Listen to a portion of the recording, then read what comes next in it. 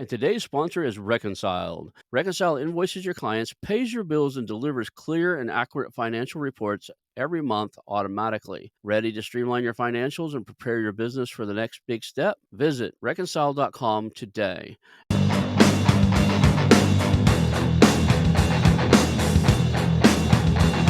Hello, and welcome to the How to Exit podcast, where we introduce you to a world of small to medium business acquisitions and mergers. We interview business owners, industry leaders, authors, mentors, and other influencers with the sole intent to share with you what it looks like to buy or sell a business. Let's get rolling.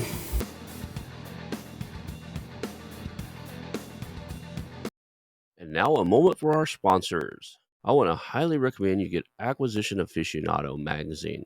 Every month, Acquisition Aficionado magazine brings you tactics for business buying and selling you won't find anywhere else. Learn firsthand from industry leaders who share their success stories, featuring in-depth interviews and stories from leading figures in the business acquisition industry.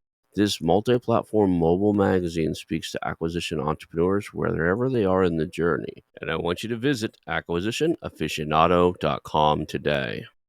Exit Podcast. Today I'm here with Damon Pistulka. He is the founder of Exit Your Way, and we're going to talk about mergers and acquisitions, selling your business, and all kinds of stuff, the current economy. Thank you for being on the show today. Let's just get started there. All right. Well, thanks for having me. Appreciate you. Yeah, having we me. were cutting up beforehand. I always like to do that to Yeah. kind of lighten the mood, get us laughing and stuff. Some people ask me, why you guys always laughing when you come on? Because I do my best to tell a story or get people in a better mood, because this could be a dry topic, right? So we're having fun. We're going to have fun with this. And let's just kind of get started with your origin story. How did you get into this space? And let's make a connection there with the audience so they know who you are and where you come from. And then we'll get into the details of the conversation. All right. All right. Origin story. Well, for me, that goes back a couple of years. Actually, I'm an odd duck. I live north of Seattle, Mhm. but I grew up on a farm in South Dakota.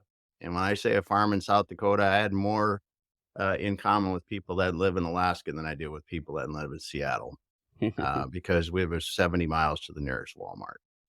That was an interesting experience for me. I was the first one in our family that went to college. I had three brothers and a sister, and my parents expected each one of us to go to college. I went and got a degree in mechanical engineering, and subsequently I kind of fell into that because I had friends that were in engineering. I'm like, hey, that's kind of cool. I'll try that. My father or my mother hadn't gone to college yet, other than a little bit. Both of them attended a little bit before they got married. So I found engineering, and then I found manufacturing. And once I found manufacturing, I was lucky.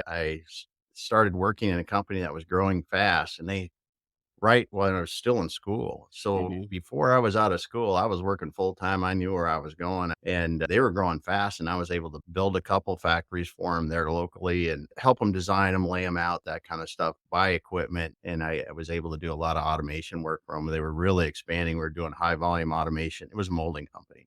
Mm. At that time, we were building toner cartridges for copy machines, and we were the sole supplier for in North America and the Eastern Asia Rim or something like that for Toshiba. And it was really fun because we got to do a lot of high volume automation stuff there and So you're all doing throughout. an injection mold plastic, the case of Yeah, the toner cartridge? yeah. Okay. And then assemble all the pieces. So it would go to another local facility and they'd actually make the toner and put it in, and then it was shipped globally. With them in my late 20s, I was able to move to Tennessee and build a facility ground up. It was a cornfield when we started, kind of thing. Mhm. And I ran it for 5 years, and it was just a blast because I had never really been exposed to the entire part of that from that level. And then we quintupled the business plus while I was there, did a bunch of fun stuff. And then I started, you're in a family business, great family, love them, still talk to them today, but you're at a certain level. You're not going to go any further. And I moved into another business that was local in Tennessee there and owned by, which I didn't even realize at the time. I thought it was two guys that owned it, two partners, and it was actually an investment group that backed these two guys. They had Mhm. money. Three of them came in, and they did it. And the one facility was in Tennessee where I was living at the time. And the next thing you know, a year and a half later, they go, "Hey, we want you to run the company. Come to Seattle." And that was my first foray into being in an investor-owned company. And I'd been in these family business. So you're building value, but they don't really talk about it. Mm, In this investor business, we were talking about it. We knew where we were going to go. We knew what I didn't even really know what EBITDA was before mhm. that. They sent me to school so I would learn financial. They hired a leadership coach to hang out with me for a year and that kind of stuff. So they really spent a lot in my development. And subsequently, we were able to build and sell that business. And we bought some others along the way and doing things with that and evaluated, I don't know how many. The owners, I would go out and I would be doing the operational evaluation. The owners would be doing the financial stuff. And we'd work together and do that kind of stuff. So I really learned how M&A worked in that first business. And in that business, we actually went out and secured, I forget at the time, it wasn't a ton of money, but it was 50 or $75 million to buy our biggest competitor. Got to the end, it didn't work. So we ended up selling the company to a strategic buyer that worked out pretty well. And I got done with that whole process and we were able, the business was a 60-year-old business when we started. So the whole transformation and everything, it was just a lot of fun. I really enjoyed that.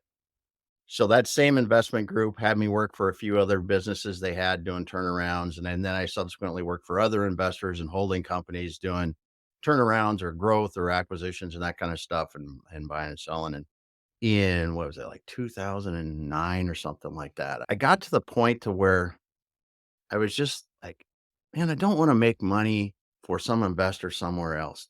And I don't like the decisions that I have to make because I'm working solely for that dollar, that bottom line dollar. That's our sole focus. Now, people are going to say no. You're going to have private equity people on here that say, no, we care about the people. Well, okay, I call bullshit on it. Because at the end of the day, if it's a dollar a person, it's going to be the dollar. And that's what you have to do. And just realize you have to do Yeah, that. they raise money from other people. It's not just their money, Yeah, like, yeah, so they're it's not their accountable deal. to, Yeah, they're accountable to them, and I understand it gets and there's a place for that, but I wanted to really be able to help founders and people that are in a community, build their business legacy, build their generational wealth for their families, and see their employees grow, and then I want to allow them to sell their business for the maximum they can mhm. while preserving as much of that legacy as they can. And it just really is been since started doing that in it was 2015. My partner Andrew and we worked together in businesses before started doing it, and we were doing business brokerage. He was, and he said, "Hey, come on and join me." Because I actually, after I quit that, I was building manufacturing plants. I love it. I think it's just fun, right? You get Right. all these big buildings, all that stuff, put all the big equipment in. But in 2015, we started working on it, and in about 6 months, I was like, business brokerage is useless. 90% of the businesses aren't ready to sell. More than that, never sell even close to what the owner wants for them. Why the hell aren't we helping people? We did this our whole lives. Why aren't we doing that and then selling the businesses for the money that these owners really need or expect? And that's what started our business. We changed what we were doing, started doing it like we were doing it for the investor owned companies, but with a focus on the community and the people and everything else that we can have. That's cool. And then how do you go about, like, the problem I see in that, and I see with business brokers in general, is the owners wait until they're really thinking, I gotta sell or want to sell now, not realizing that there's a prep cycle, 1 year, 2 year, 3 year cycle to be ready to sell, and at least if you're gonna do anything near what the company could be worth. Yeah. I'm sorry we can't help many of those people. It's just I can't because my partner pressures me all the time to, "Hey, Mm, let's try." And I'm like, "Try? Why try? I'm not gonna climb Everest without working out. right. I can't do it. So why start on the journey without working out?" And so we honestly don't work with that many people that are retirement age unless they realize I wanna undertake this because they're gonna find a business broker down the street is gonna tell them what they wanna hear. They're gonna say, "Oh, yeah, your business is worth that much money. Oh, I got buyers that are looking for your business." They're gonna find 3 or 4 of them. They're gonna tell them that. And they're all And gonna then one up each other, and the business owner's Yep, gonna yep. that's my biggest problem right now with the brokerage world is Oh, man, don't get me started. His I always situation. joke with the, people like, "How do brokers evaluate or value companies?" I should always tell them that's because the owner comes in there and says, "My financial advisor says I need $1,000,000 to retire." And the first broker goes, "I can get you $1,000,000." And he goes, "I got 2 more appointments to check, and so, let me go visit all the other 2, guys, and I'll come back to you." And he goes to the next guy, "The last guy said he'd get me $1,000,000." He goes, I can beat that. I'll do 1.5. And none of them's actually looked at the daggum numbers of it. And this thing gets listed at 1.75 at the end of it when it's really worth 800K, right? If you really get down to it. Now everybody's heartbroken. The owner thinks that everybody did him wrong, and nothing was ever done wrong other than the fact that nobody told him the truth. Yeah. And it happens all the time. Now, I tell people all the time, and when we talk to them, and I haven't talked to very many people in the last 6 months or so because I kind of changed my thesis of what I'm buying. But brick and mortar companies, when I used to do the calls all the time, first call would be, we're talking, I'm getting to know them. How do they build what they build? And at some point, they say, kind of got an idea where I want to be when I sell it. It's cool. What is that? I need to be about 1.25 million. And I'll say, cool. Let's see how we can get you there. And that's the only way I would say, because you don't know enough at that time. Most Mhm. of the time, you don't have their financials to know whether or not they're on target or not.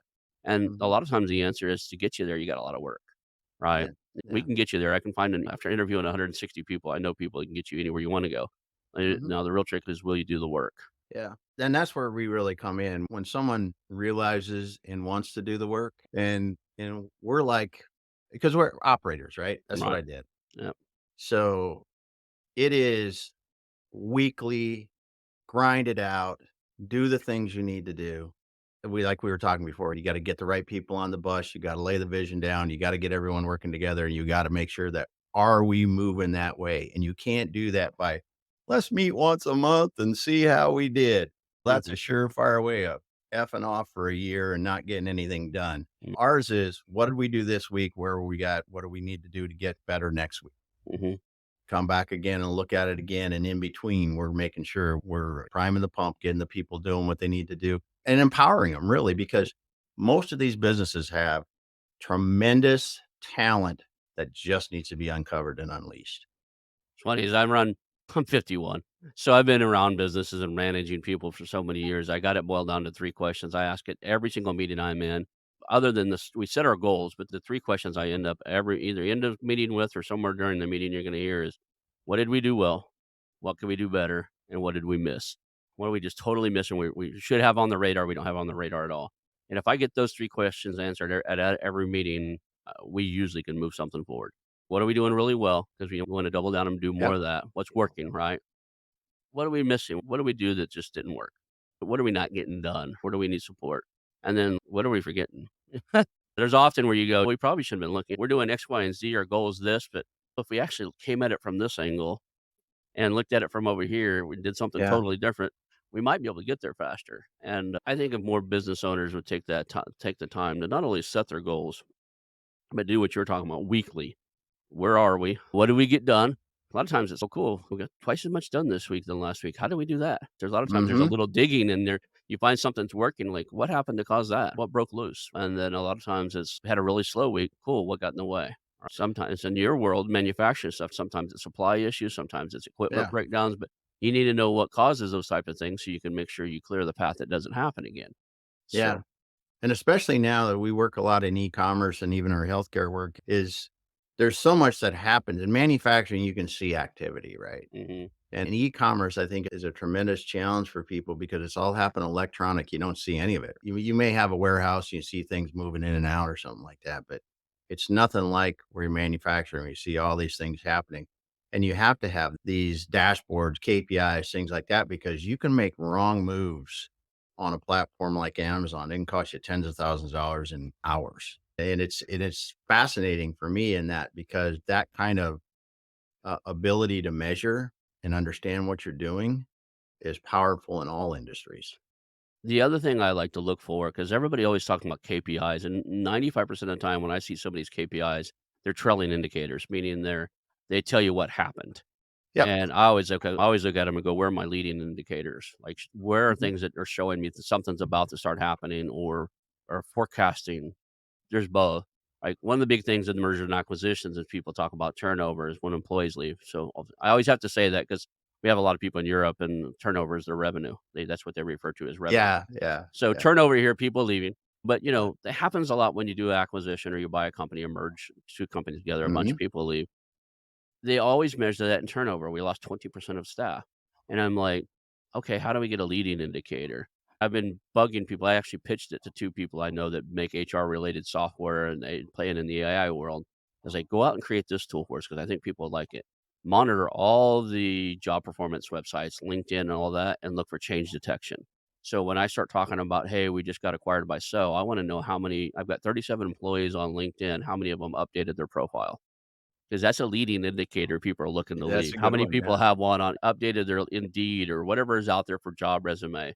Like, Yeah, understand where my employees are, where are they hanging out, and what is the they do it all the time in consumer what do they call it? Consumer sentiment or whatever, basically, what is yeah, the consumer thinking? They should do it with employees too. You should be able to track, like, what's going on in the mind of our employees, and if you did that, you could actually improve the communications process. Because I see everybody starting to update their resumes. Now I've got uncertainty, and that's what's causing that. Start yeah, bringing some certainty into conversations of, "Hey, this is where you're gonna end up at the end of this thing." yeah. But when we're looking at that weekly meeting, how do you identify things that are kinda leading indicators or because, like, in the world of e-commerce, like, things are moving so fast. If you're always playing against trailing indicators, then you're always reactionary. Yeah. Well, there's the leading indicators in e-commerce are a little tougher. I mean, you can get there's some I mean, if you've got large email lists and you know Mhm, your products, you know what that kind of does. And when those things are scheduled, I mean, we had some clients before that had huge email lists, and when you can just guarantee that we're going to get X tens or hundreds of thousands of dollars because it's an email list week, right? right. Or email week. But in the other ones, and when we're in manufacturing, when we're in a construction kind of related thing that are doing projects or seasonality kind of stuff, you can really tell that from if you got a CRM that's working right, what are the new leads? And you kind of throw a dollar to it because they can get close. And Mhm, then what are we quoting and get us there? And then what do we actually have that we think we're going to close or yeah. backlog? And those are pretty simple that we use for a lot of years. Start tracking your success rate on how closing are, Yep. your Yep. sales cycle process and that type of stuff.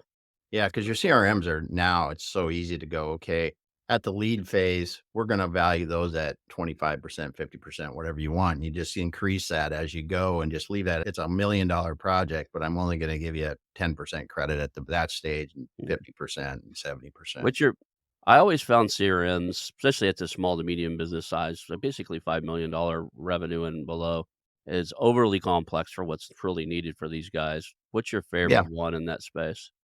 If you go to somebody that puts in HubSpot, they're gonna tell you that HubSpot is the thing. And I'm gonna tell you that there's a lot of them out there. We've used Pipedrive a lot, but and I'm not saying it's the best by any means because there's other ones that do better. But realistically, the thing that you have to understand from a CRM standpoint on the small business is even more important. You and I are in business and we're both selling, we're both doing all this stuff. Who talked to Jim last week or Yep, Stacy last week? Okay. And what did we say? If you yep, don't know, that's your biggest thing. And I'm talking email, I'm talking phone, I'm talking text. I don't care what it is. LinkedIn, it should be in your CRM. Get that happening, your life gets a lot better because then I can go back and especially if you're doing project like I talk construction, anything like that where you have conversations around the project, the bid, or whatever you're doing. If you're not getting that, that's your basic thing. Now, they're gonna tell you people are gonna tell you, "Oh, you gotta use it for all your marketing, all that other stuff," and I'm like, "Listen, yes, you do, but I'm talking about operating a business. And I'm mm. talking about in that point where we've identified a lead and we gotta get it through. That's the really what I see as the basic for those kind of I'm businesses." such a nerd, I actually got so sick of most of them. I just use a tool called Airtable and build out one Yep. myself. I could build something within minutes because they have some templates that'll get Yeah. up and functioning, and then we can just add functions as we Yeah. need for the businesses that we run. For me, it's what is the communication with your customer or your Mhm. potential customer? And if they got a lead, it's got to be in there. And then just that communication path and what do we got going with them? And that's really all you need. That stops a lot of the he said, she said too, right? Joanne over there told me you could get it to me at 15% off. I was like, "It's not in the CRM." No, he didn't. Because people play that game, right? They know so and so's on vacation, so they'll tell you that, at least in my world, that people are like, "So and so, they said me they could get it to me at X." First of all, didn't have the authority to do that, and second of all, I don't think he did. But, anyway, let's talk about, like, you talked about e-commerce. I know you have some experience in the manufacturing stuff. Are there particular industries you guys really like? Yeah, we're really bullish on three that we spend most of our time. Mhm. It's more today, not so much in the manufacturing even than we do in e-commerce and healthcare, but manufacturing, e-commerce, and healthcare is where we spend our time. How's the reason I'm asking him that was a leading question. Uh, Okay. I'm leading into something. How is the current I would almost call uncertainty in the market. I don't think we're in a bull market or a bear market, or I don't think anybody Nope. really knows. It changes from day to day. It's always are we in a recession, depression? So in the uncertain market with increased interest rates all the time, how has that impacted the industries that you guys focus on? Not much because listen, if you're leveraged right, you're not over leveraged and you're running decent, you're running ahead of 3/4 of the people that are in business in your industry. Like you said before, keep doubling down on what you're doing good.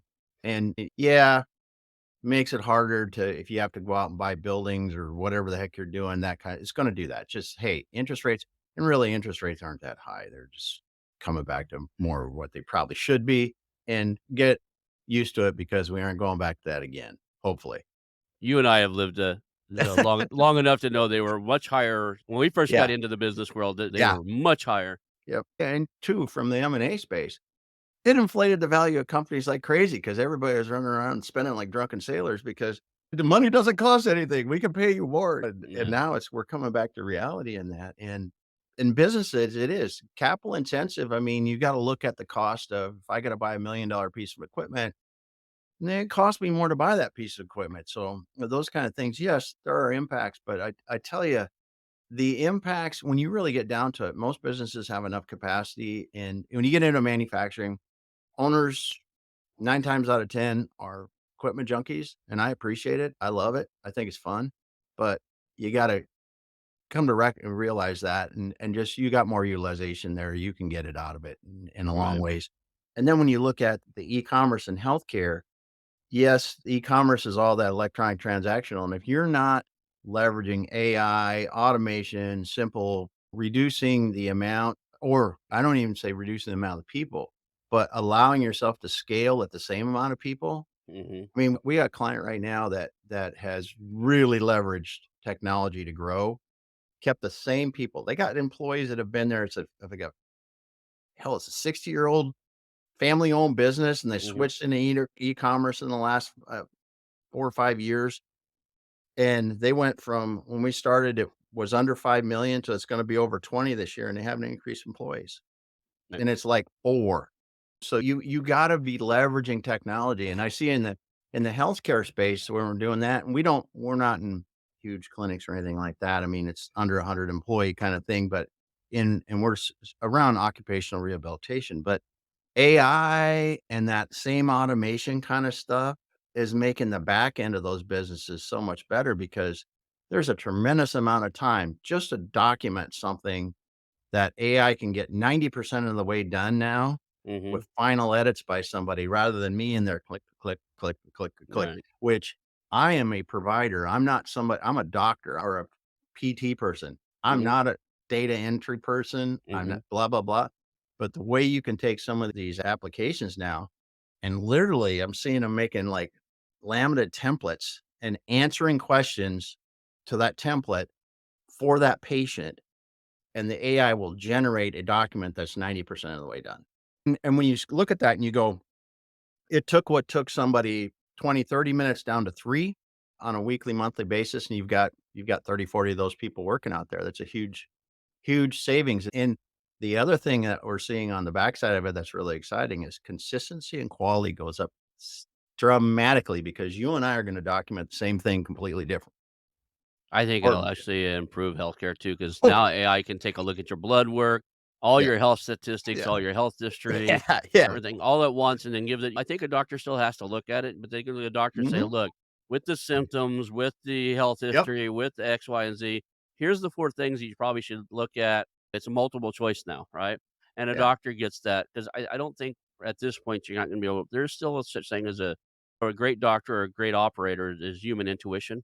It's making us better. It I is. mean, you go into this and I look at e-commerce and manufacturing and what AI is doing now for customer service or Mhm. account management in those industries is absolutely fan freaking tastic Yeah. because I can put Damon, I could be a real mediocre customer service person, but when I've got data at my fingertips and it's going, whoop, here's what you bought from us, customer B. This is Mhm. all the stuff you've done. What are you working on today? It gives me all the technical specs. I mean, I don't even have to think about it. I'm the best customer service rep that the company could put forth.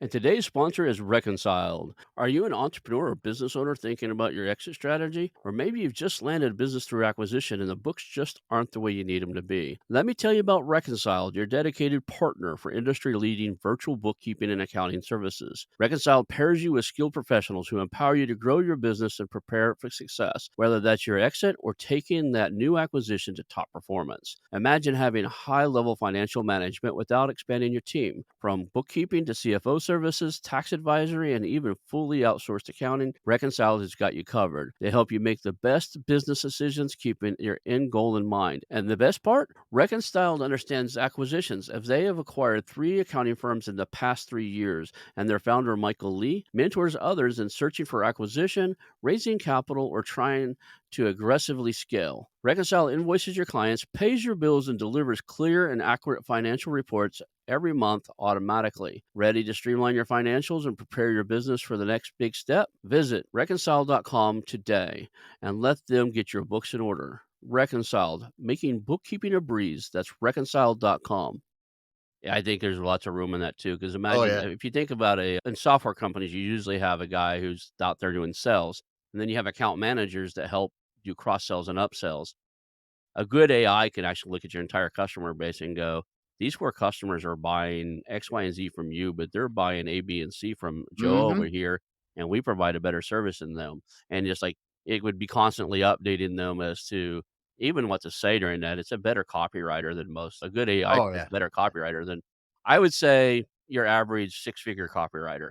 Right, somebody's gonna charge you 100 grand to come in and rewrite it. Now, it won't be your top guys. The guys like the top guys, it can't beat those yet. But if you only got a budget of say 5 figures to do your copy, maybe low 6 figures to write your sales and marketing copy or your upsell pitches and stuff like that, and you're not gonna like have somebody spend 6 months analyzing your customer data and everything. In its current status would be in 6 months, I'd have told you to beat a $25,000 guy 6 months ago. But now it Mhm. it beats, and I'm trained in that area. I have a master's degree in marketing and been studying under all the greats because it's a trained skill. Mhm. I don't It writes better than I do, and I've Yeah. spent 20 grand, learning the model. Yeah, it does, and it's going to make the people, the companies that utilize it better, and I think this is just an advantage that if you're not looking at it today, you're probably gonna get beat by somebody that you don't even know that is. Especially the other thing is in an M&A, there's a huge potential in the background of that where it's got some cool stuff it's doing. Yeah, I'm curious. I think there's some low-hanging fruit that nobody's Yep. dealing with yet. I put together a project to see what it costs to fund it, and it's just something I don't wanna fund at this stage. My last software venture cost me almost everything I had and had to start over. I created an online dating site once to try to keep people honest in their profiles and found out nobody in the market wants to be kept honest in their profile. That was my biggest failure in life. 15 years ago, 20 years ago, but I think there's a huge play in AI due diligence and, like, really, basically, you can almost build an AI forensics accounting tool fairly quickly. Mhm. Consume the IRS laws, consume all the standard accounting practices, and then start doing a learning model off all the weird quirks people do, and you could learn that model inside and out and build one hell of a tool that you just stick somebody's tax returns into and their current books in, and it at least ask the right questions. Oh, yeah. Yeah. You can get the questions that you need to ask, and there's a lot of things too, and it's just any business, really. Mhm. I don't care who it is. I mean, anymore, just the ability to get on and create a chat bot for my bakery company down the street. If I wanna spend the time to figure it out, I can do it on a weekend. Yeah, I play around with AI a lot. I have a personal mentor bot I created that actually it runs its own newsletter, and I work for it, and it's just a fun project I use to learn AI. But I'm the virtual assistant for the AI because all I do is prompt it and then ask it what prompts I should be asking. And then Yeah. it'll tell me to do things like copy and paste this into the newsletter, and I do what it says. And I'm working on Auto GPT to actually where it just takes over and runs and on its own. But I've got some bugs in that software. I'm a nerd by previous trades. That's the thing, right? These tools actually code better than your mid level guys. So if you just utilize, if you're a mid level guy, now you get to step up your game. You don't ever need to make the mistakes a mid level guy would make. Yeah. Yeah. And that's a good point too. Your technicians, everyone throughout your organization should be using it. They Yeah. should be using it. And we have to we got to be careful about private data. We have to do all that kind of stuff because it is you're submitting that data to something you don't know where it goes after that, unless you're using one of the apps that keep it private. But it's something that I think is gonna we don't even have a clue yet. Yeah. I'm a big believer. I'm prior military intelligence. Yeah. The illusion of privacy is an illusion, Yeah. right? We all have this illusion of my data is private, and then Yeah. you post what you eat for every meal on Facebook.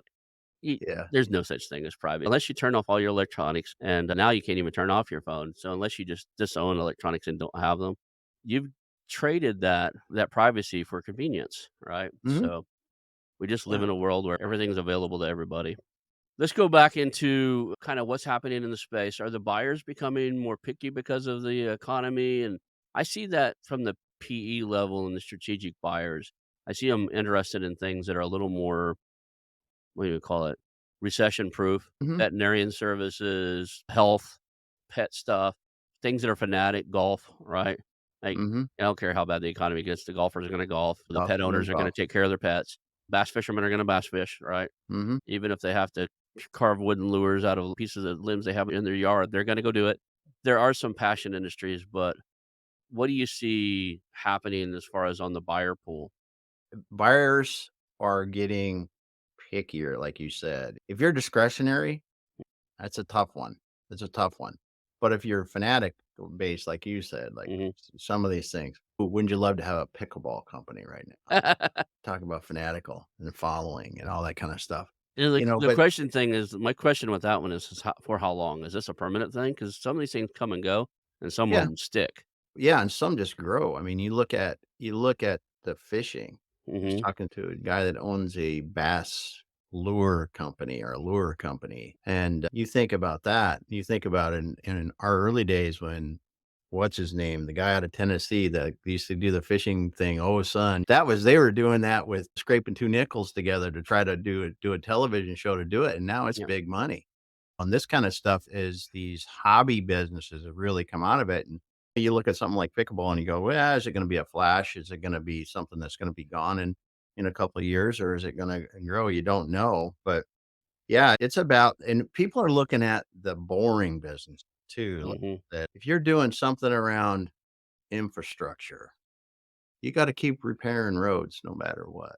Keep the water flowing no matter what. We've had some clients that do that kind of work that and engineering, when you look at the engineering stuff and infrastructure engineering.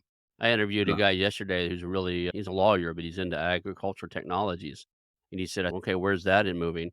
And it's getting more proficient about how much water you use and how to mhm. water just the roots as opposed to not wasting water, and there's just all these rooms for improvements. The tech can continue to grow because there's ways to do things better and more efficient. Yeah, and you look at the ag industry, we still have huge opportunity there, when you look at reduction of herbicides, you look at better water utilization, you look Mhm. at automating the monotonous driving of these huge pieces of equipment across these mammoth fields, that all that stuff is gonna change the way we view how that was done. Yeah, I was watching a video just because I was curious where it got to after I heard that, listened to him, and, these guys were, on this farm, and they weren't in their tractors. The tractors are just driving through the fields on Yeah, GPS units, doing its thing, and he just watched it from central control. This farmer, he looked like a farmer, had the overalls on and yep, everything, had a drone flying over his yep, farm and was looking at dry spots and stuff in his fields. The drone had probably what was, probably FLIR, looking infrared, and I'm a satellite imagery guy, so I know all the different cameras. But he probably is using FLIR or some type of multispectral lens on that because he could see moisture and temperatures of the soil. So he could tell if you had dry spots and stuff like that. And it's like the technologies these guys are doing now. yeah, And if you look at things like that, they almost have to because if you're in certain areas of the world, you only get one or two crops per season, yeah, right? You mess one yeah, up, you got to wait until next year to make your mortgage payment. yeah. Right. My brother-in-law does that in Colorado. He's got the drones, he's got all the it's all that stuff. They're using every bit of it, mapping every foot of the field to understand the soil conditions to put adjusting what goes on in those it's crazy what that's doing. I know somebody that has a big, they grow, vegetables inside, and they have so many sensors in a hydroponic system, and I always used to do, aquaponic outside to grow vegetables on which we have fish in the system, and they have so many sensors in there. The pH drops it halfway through the field. He knew he had a dead plant out there, like, he could tell that something was rotting in the stuff, but he knew exactly where these are tens of thousands of square foot of Wow, yeah. the greenhouse, and he was giving me a tour, and he's like, "Hey, we gotta go over here to building 3 about station 47, we got a problem." Go over there, and he had a couple pieces of rotten fruit that fallen down in one of the tanks, and they were changing the pH level of the water, but the sensors could pick it up. And it's Yeah. just insane what these things can do now. All that's going to drive the investment. It's gonna Mhm, drive where people are putting their money because we investment buyers, the PE buyers, mhm. they've got to overcome that increased interest rate they're dealing with now. And so that's creating some challenges on value. It's creating challenges on where they can invest their money because they got and their investors have other places they can put their money and get much higher interest rates than they've been able to get just out on when a government bond, for God's sakes, is Well, it's higher than paying it better should. now. A lot of people don't understand these guys people think private equity, they went out and raised the money and they can do whatever they want to it. That's not how it works. They Yeah, have rules, they have things they yeah, have to do, they have to deploy that capital. So a lot of these guys are under pressure right now because they did slow down investing. They've raised tens of millions, if not hundreds of millions of dollars, and now they've got it sitting there. And by their private placement memorandum said they raised money to do X, Y, and Z.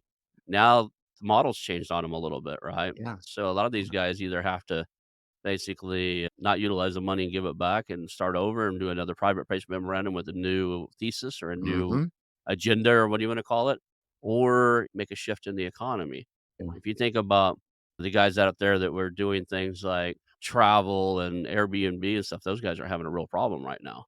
Yeah, there's different parts of the market that across the globe where Hmm. they're just gonna have to deal with this. Hmm. Like I said a little bit ago, we can't continue to spend money like drunken sailors because the interest rates are 0. It's just we gotta come back to reality here and reality on where we should be spending money, the evaluation that we need to do before we spend the money, and I think and the investment buyers really lead the way in a lot of that because they're under, like you said, they're under this strict guidelines of where they can invest their money. And on the other side of that, the people that are getting ready to sell their business or selling in the process right now of selling their business, if you don't think that if your business was worth $3 million last year, it's probably worth, I'm guessing, about two and a quarter this year.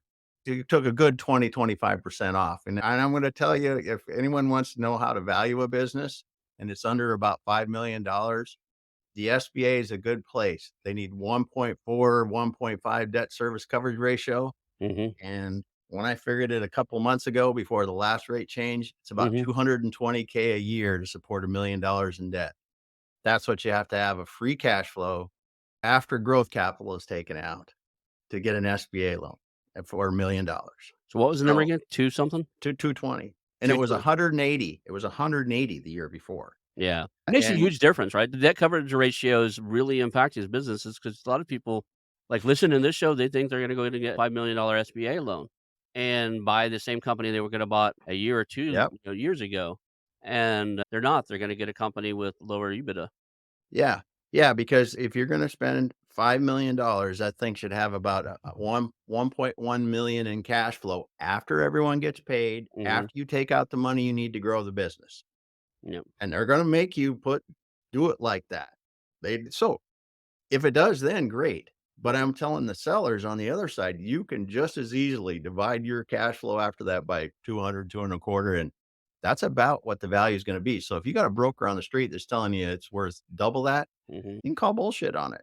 Because it's at the end of the day, if someone's gonna buy your business with an SBA loan, they have rules. Yeah, they have guidelines they have to follow. Yeah. Yep. And then if you get above that, you still have to play, Yeah, this it's a little different game, Yeah. but they still are dealing with this interest rate change. Yep. I think they're still a little more risk adverse now than they were before. Money was so cheap before they could Oh, just go yeah. get I could just go get more money. I could just go get more money. Yep. Now they're really being selective. A year and a half ago when I first started doing this podcast, I didn't have dozen brokers coming on here telling me I'm looking for I've got PE firms and all we're really looking for is veterinarian services, pet services, health services. I've interviewed 3 people this week that specialize in physical therapy, chiropractic, and that type of stuff, right? 'Cause that's not going anywhere. They moved to No, that it's not. specialization in the last year or so 'cause Yeah. what 2 of the guys, that's where they come from. One of them was a veterinarian before she got into mergers and acquisitions, and then now she's helping anything in that service business. The other guy's in the UK.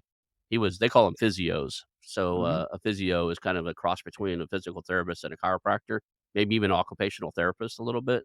They kind of Mhm. bridge all that. It's a very interesting market because it's not going away. People are Yeah. always gonna get hurt. People are always gonna need a better way to work to not get hurt, so it's fairly stable, but that's what I see a lot of action happening in right now is the things that are they're safe, right? And you said it too. Mm.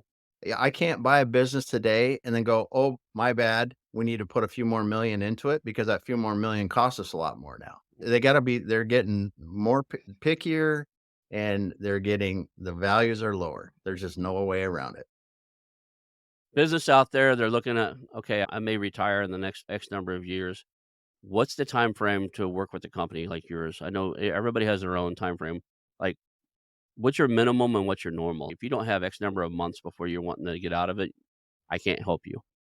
It's a minimum of 2 years. You can't if you don't have to do much value growth, right? If you Mhm. gotta do a lot of value growth, who knows? I mean, we have Right. clients that have been with us for 4 or 5 years, and we just know we're on a value growth path. That's what we're Mhm. doing. We're doing the right thing. They're doing the right things, and they're just getting it there because sometimes you're gonna get to the point to say, "Listen, David, my bakery on the corner is not gonna be a $10 million bakery. I'm at 1,000,000 now. I might get it to 1,500,000. Okay, Steve, we should probably think about how long you really need to be in your business before you can actually get out and we're gonna make it better, and Mhm. you're gonna take some of the extra money you're making, you're gonna invest that, Mhm. and then together, that with the terminal value of your business, you're gonna make your nest egg that you need to do with that.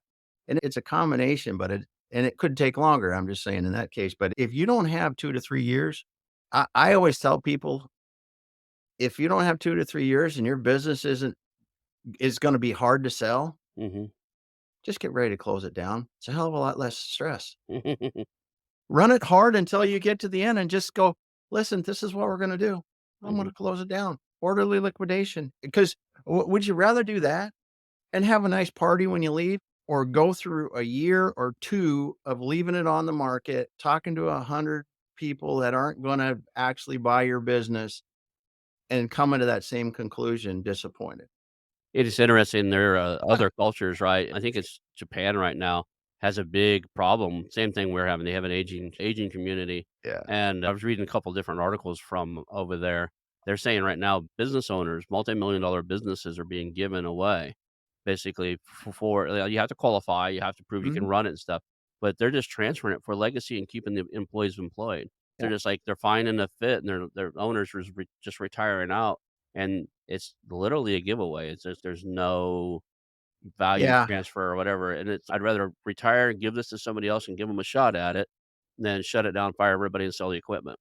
That's a good path if you can do it without keeping the risk. And that's where some business owners are stuck because of leases or other things that they're gonna be on the hook, and then you're like, "If I got a couple $1,000,000 worth of equipment or something like that's still on lease, that risk is always hanging there over Yeah. your head." Big manufacturing. I looked at a concrete plant, and they had 3 of their big things that move the concrete around were big cat lifts, and those things were 750K a piece, right? Mhm. My first thing I looked at is like, "Why in the hell you need 3 of those things," right? One of them was older, but the other 2 were fairly new, and like you said, it happens in tech industry where people get a little more equipment than they really need. We used to call it I was always like the director of operations, stuff like that, and I used to go head to head with CTOs all the time because CTOs would like to go buy $1,000,000 piece of EMC hardware to put on the floor so they can tell their golf buddies they own one. And it was Mhm. like, "You buy that thing, I have to build it out, maintain it, and use it, and it's not the best use of our money or time." It doesn't perform that much better than the, much cheaper editions. But no, Mhm. like, they gotta have one because their buddy at the golf course did it, or EMC gives them a box office at the Shark Tank down in San Jose. Yeah, you really need to make sure you're spending smart. And at the end like that, if you could do that with a business and give it and get rid of the risk too Mm. with it, that wouldn't be a bad idea. If you don't need that cash, it's a lot less headache to say, "I wanna do something else." So, how do you take a look at these companies when they come in? What's the process somebody goes through when they first walk to the door? Is there an evaluation process to Yeah. kinda measure where they are and then try to figure out where they wanna Yeah. go, or what does it look like? Yeah, it is. If I said it was a valuation with a V at the beginning, it's a understatement because you really need to evaluate a company and really look at the different areas. Sales and marketing is a big one. Mm, Because if you're gonna sell your business and you've been selling word of mouth and blah, blah, blah, and you and your buddy are the ones that are doing it, we really gotta see that's gonna be successful in the future. Then you look at your team, your financial systems and how you're doing that, and you gotta work all the way through that down into the the legal aspects of your business. You got anything outstanding there that's gonna take care of it. But we go beginning to end when we do it. And then we do, what's the market giving good companies now? And how do you compare to that? Is your gross margin about where the industry average is, or you sucking wind? It's really, you got to make sure you know you're at.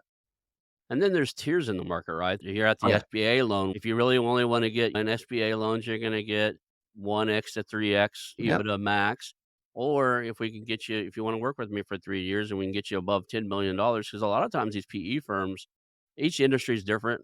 I think in some manufacturing realms, it's hard to get a PE firm to dip below $25 million in revenue. But in some Hmm. of them, like it depends on the market, right? So there's areas where Yeah. that you could, that gap between, I'm going to sell it to somebody on the SBA loan and private equity to be interested in this is narrow enough sometimes by working with a guy like you, they can go up to, and that's a higher multiple most of the time. Yeah, we've done that a few times now, and it's usually what we're trying to do, really. Right. Because if you can go from, I'm going to sell to my friend down the street, or I can sell to at a lower middle market kind of private equity thing where your EBITDA, you got to get your EBITDA up above a million at a minimum Minimum, to right. Yeah. really to try to do it. But if you can get it up closer to five, you And really have opened your options for becoming a platform on a smaller investment firm, or a nice size tuck in for a larger investment. And your multiples go up significantly, right? From the and you first one on the street, you can do that. Then you go to the 6 plus, and then you might even go to the 7 to 10, and you get into the higher range. then you get the chance that you're more intriguing to the strategic buyers too, because now you make a significant impact when they acquire you, especially if they're Yeah. publicly traded. They acquire you, it actually impacts their Oh overall yeah. picture. $100 million company acquires $1 million company, doesn't make a blimp. $100 million company adds $5 million to profit. Now they've got a 5% increase in profit. Kind of looks good at on their stock. And they get the value increase from where you're at, which is good for you, Hmm. which is theirs, being public is much higher. And Hmm. they gain value overnight by having Overnight. your Yeah. product. Yeah. Yeah. Exactly. And then they've got access to all your customers too, which is a lot of times what Yeah. they're looking for. They can Yeah. cross sell, upsell, and repurpose your customer base. And that's why they do it. That's why they do it. So, how do people reach out to you? What's the way that you want people to connect with you, work with you? I see you Yeah. have quite a few resources on your website and everything. Yeah, we do. Our website, we got a resource page on our website. They can go there, download guides, checklists, all that kind of good stuff. They can reach out to me on LinkedIn, or just get on our website. You can schedule meetings with us there. Do it that way on the exityourway.com website. We'll Yeah. do that. So it's exityourway.com. It'll be in the show notes. So one last thing before we call it a show today. If somebody could only remember one or two things from the show, what would you want them to remember? You have to be, if you're going to sell your business and you talk to three business brokers and they're all telling you what you want to hear, you probably need to talk to a fourth one. Okay. I agree with that 100%. If you're being told what you want to hear, you're probably being told something that's not 100% factual. Unless, I guess there is a case somebody's done a lot of the research and they have their expectations right. That's not common. Well, I appreciate having you here today. And I think we should call that a show. All right. All Thanks right. for having me. I want to announce our new channel partners, the ITX Marketplace. Since 1998, ITX has created $5 billion in value by selling more than 225 IT businesses in 20 countries. ITX works exclusively with IT-enabled businesses generating between $5 million and $30 million who are ready to be sold, and M&A decision makers who are ready to buy. For over 25 years, ITX has developed industry knowledge that helps determine whether a seller is a good fit for their buyers before making the match. ITX Mergers and Acquisition Marketplace we have partnered with has a proprietary database of 50,000 plus global buyers seeking IT service firms, managed service providers, Microsoft service providers, software as a service platforms, and channel partners with Microsoft, Oracle, ServiceNow, and the Salesforce space. If you have an IT-enabled business you're ready to sell, I want you to visit the itexchangenet.com/marketplace. How to exit. That link will be in the show notes. Visit them now.